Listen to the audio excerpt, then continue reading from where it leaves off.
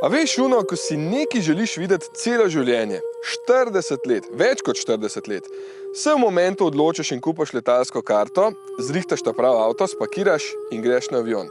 Potem pa pristaneš v tej deželi in ti taksist pove, da tistega, zaradi česar sem sploh prišel, ni več. Sicer je noro, itak, ampak vulkan tamle pa ne bruha več. Saj se še kadi, ampak je lih včeraj nehal. Ja, evo, danes je 22. avgust, 21. je pa nehal. Na Islandiji sem, če ni bilo očitno, najbolj zanimivi vulkanski deželi in ko sem izvedel, da je začel 3. avgusta bruhati tale nov vulkan Meradalir, ki je zraven lanskega Fagradalsfjalla, tamle čez hribček je, sem seveda šel takoj v akcijo. Hodaš ob lavi, ki se je komaj strdila, pot je pa super urejena. Ne moreš verjeti, kako znajo to Islandci poštimati. Oni celo uredijo pot in spodbujajo folk naj pride gledat. Če bi bilo to pri nas, bi bilo vse prepovedan, kazni, ne vem kaj še vse. Tukaj je pa to turistična atrakcija. Ja, nič, k sreči ima Islandija še kaj za pokazati, avto imam ta prav, grem pa drgam. Evo, sem se naspal, uredil. Danes me čaka več kot 9 ur vožnje tja gor na severovzhod. In tam je mir, ne. Tukaj je včasih na jugu toliko turistov, da se niti premakati ne moreš. Tam pa lepo mir, sam si, uživaš, res fajn. Stroj pa dobro poznate, a ne? Toyota Land Cruiser, kaj pa? Avto za na konc sveta. Nič, grem, ura je, še zmeraj nisem nastavil. Tukaj so 2 uri za nami.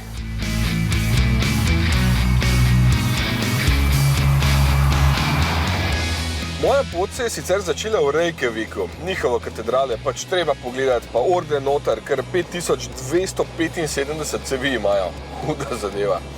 Pa slab Seljalandsfoss, 60 metrov pade voda in greš lahko okrog njega skozi tako majhno jamo. Res je lep, ampak je toliko turistov, da se bolj ukvarjaš z njimi kot samim slapom. Tako pač je. Tudi naprej na črni plaži jih ne zmanjka. Ampak je isto vredna obiska, to je vse ob cesti ena, ki je lepo prevozna vse leto, tudi po zimi.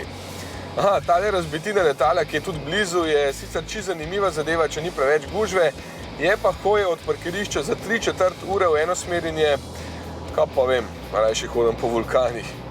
No, od tukaj naprej se potem vse skupaj malo umiri, vse do ledene lagune, ki pa je spet nekaj najlepšega, kar lahko vidite. Ampak vprašanje, koliko časa še boste? Ledeniki se že utalijo in tega sem že videl nekaj let nazaj, ko je bil še precej večji. Samo nekaj let razlike in se toliko pas. Postanem kar žalosten. Ampak narava se spreminja, nikaj.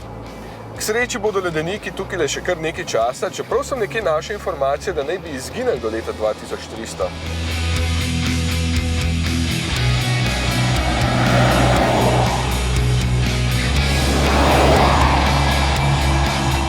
Najboljša stvar tukaj na Islandiji je, da ko greš enkrat dosti na sever, stran od vseh tistih turistov, da si sam, tako, prav nobenega ni tako, že ne vem koliko časa.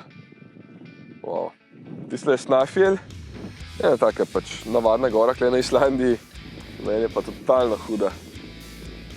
Ful ledu ima gor. No, led, ne, je pa tamle, tisle je Vatnajökull, največji ledenik kle na Islandiji, eden največjih tudi v Evropi. 7900 kvadratnih kilometrov je velik, 8% Islandije zaseda, mislim, noro. Na najdebelejšem delu je debel 950 metrov. 950 metrov ledu. Tukaj ga po mojem ne bo kar tako zmanjkalo. Wow.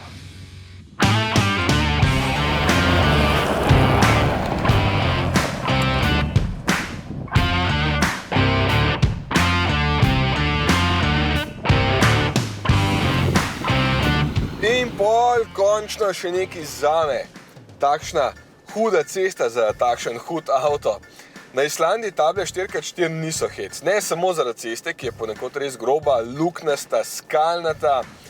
Voda je problem. Lahko. Pač ni povsod mostov in če je avto prenizek, lahko hitro postane ladja. Ali pa bolj še rečem podmoranca.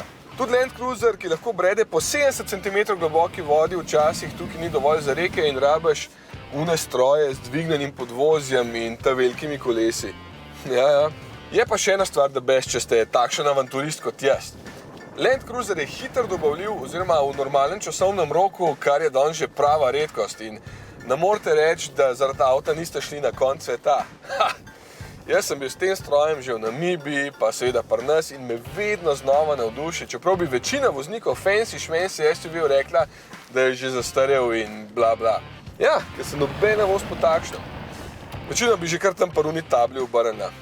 Joj, koliko je tukaj lepo, ker ni mi za jedr gam, ampak me čaka še toliko lepih stvari, da moram, a ne?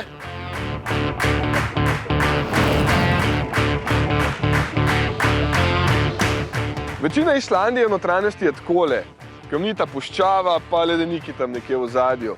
Vse je prazno. Prvi ljudje so jo naselili šele leta 874. Vikingi, jasno, imajo tamle v muzeju v Reykjaviku kar veliko njihovih izdelkov. Pa kipac Tora ali Jezusa, ne vejo, kaj je. Tole je pa znamenita cesta F35. Včasih je povezovala jug in sever, danes je pa bolj za turiste. Pozimi ni prevozna, zdajle je pa fajn, je še za Land Cruiser predobra. Je pa za Islandijo značilen še to, da če napade dež veter, toliko piha, da včasih komaj stojiš. Polne zobe peska imam. Kot zelo velik fan ur sem zbral še en stroj za na roko za tole pot. Mido Ocean Star 600 je tole. Ja, 600 metrov globok se lahko potapljate z njim, ima tudi helijev ventil tele, pa hitro nastavljiv kovinski pašček za kakšen neopren ali pa kaj tasga. Jaz se sicer ne bom potapljal toliko globok, kvečemo kakšen meter v tiste bazenčke z vročo termalno vodo, ampak se mi je zdelo, da je pa še takšna avantura v naravi, sploh ker grem spet gledati vodo in to zelo glasno. Kva ga piha, ej.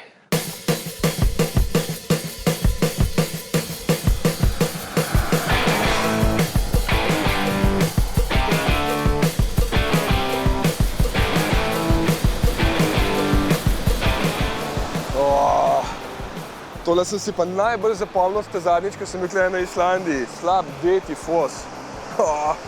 Upam, da se me kaj sliši, ko to kropota. 45 metrov je visok, pa 100 metrov je širok. Najmočnejši slap v Evropi. 400 kubičnih metrov na sekundo je pretok. Ampak to polet, ko je sušno obdobje. Wow.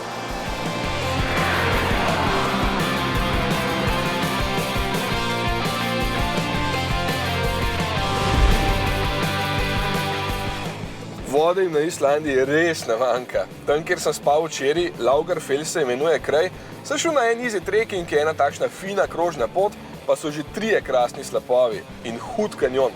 To nujno priporočam, ko pridete sem, da visoke gojzarje, vodoodbojna oblačila in vsaj kakšen dan v naravo, ker je prelepo. Pa markacije so tudi zanimive pri njih, ker dreves praktično ni, potem pa kole zabijejo v tla in jih pobarvajo.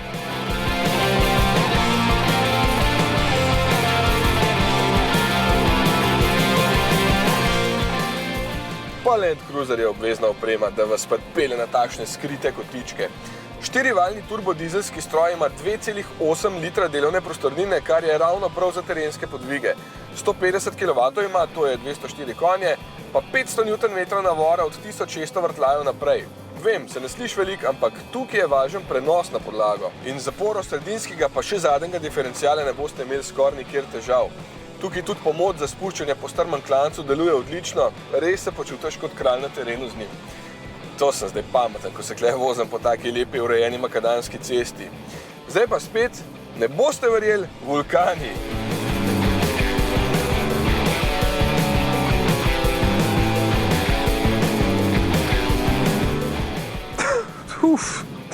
Dostikrat si rečem, koliko fino je, da prek TV-ja ne morete vohati. Ker če bi tole zdajle vohali, bi po mojem takoj izklopili TV. Toliko smrdi, da se eni kar stran obrnejo, ne zdržijo. Ampak po žveplu, jasno. 1000 metrov globok je 200 stopinj in tam izpareva voda, pa žveplo in tukaj le pride na površje. Hudo, ne? Drugače pa tole v bližini jezera Mývatn, da boste vedeli, kam iti, ko boste prišli sama, ne? Res je hudo, ker vidiš vse te vazenčke, ker notar kar vse brbota skozi, pa se sploh nikoli ne ustav. Pa tole je ful vroče, tukaj bi lahko jajca gor pekel, pa malo smrdela.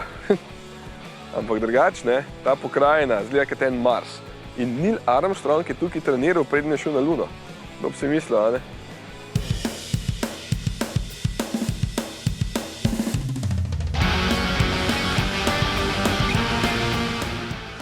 Zdaj sem pa na najbolj black metal lokaciji na svetu.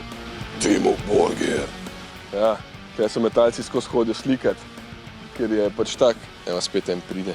No, alo, točno poštevajo. V glavnem, tole se imenuje cerkev, kirkja po islandsko. Zakaj black metal? Zato, ker je eden najbolj znanih bendov poimenovan po tem kraju. Te metalci, ej.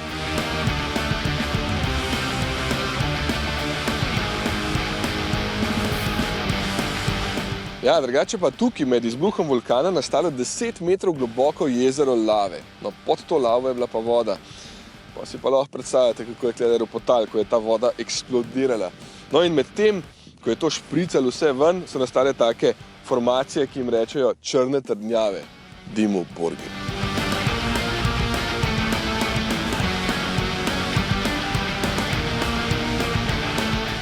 Na ta konc res morate priti. Meni je nor tudi vulkan Hverfjall, ki ima enega največjih kraterjev tega tipa na svetu. Več kot kilometer meril premeril in je razmetil pepel vse naokrog pred 2500 leti.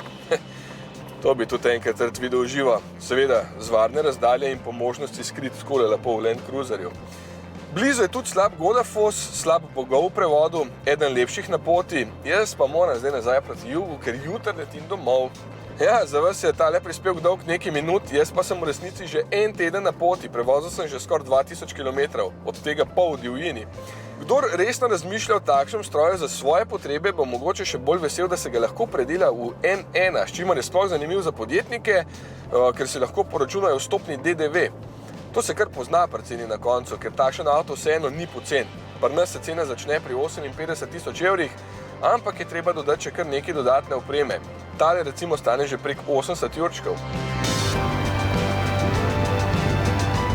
To vem, da vas zanima. Nafta je v tem trenutku okrog 2,25 €, pri nas pa zdajle okoli 1,60 €, tako da je kar precej dražji. Pa še najbolj pomembna informacija na vsakem potovanju. Cena piva. Malo pivo, klele v posebnih trgovinah, samo ga dobiš, v navadnih ne, stane okrog 2 €. Ja, cene te klele kar sezujejo. Ampak sem pa ugotovil eno zelo pomembno stvar. Če vzamete Land Cruiser, naj ne bo brez tegale hladilnika. 10 pirčkov sem spravil noter. Najboljša stvar pri tem avtu, skoraj. Pa v Akureyriu, to je drugo največje mesto na Islandiji, tam na severu, sem najdel Elan. Tam je take luškane semaforje, srčki.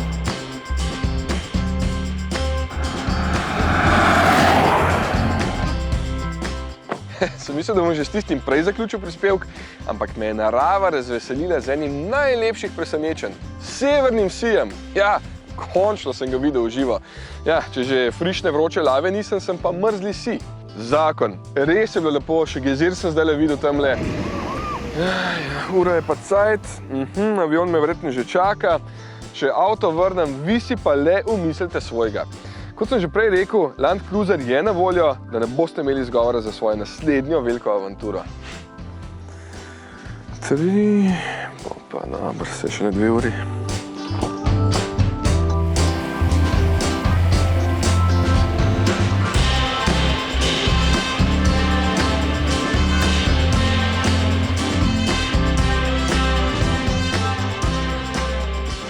Znaš, kaj mi pa ni jasno, ne? Na vseh posnetkih je lepo vreme, ne? Ko smo pa mi bili, je pa skozi deževalo. Ja, ne vem, komu se to za zahvaliti, ne, hvala, ampak en teden, ko smo bili tam, je dejansko brez dežja bilo, potem, ko smo se pa nazaj peljali, preden smo avto vrnili, se je pa uscal, pardon izrazu, in je lepo avto opravil. Torej si imel v bistvu dvojno srečo. Ja, mislim to, da smo videli severni sij poleti, noro. Drugač pa hot dog, pazi to.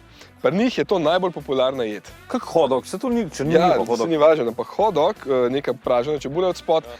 In je najcnej, kar lahko pri njih ješ, 4 € stane, ker drugače so pa župce po 20, jedi po 30, jaja. Res so zlatari. To se pravi, ne boš več na Islandiji? O, bom. Čim vulkan izbruhne, kupam karto in letim.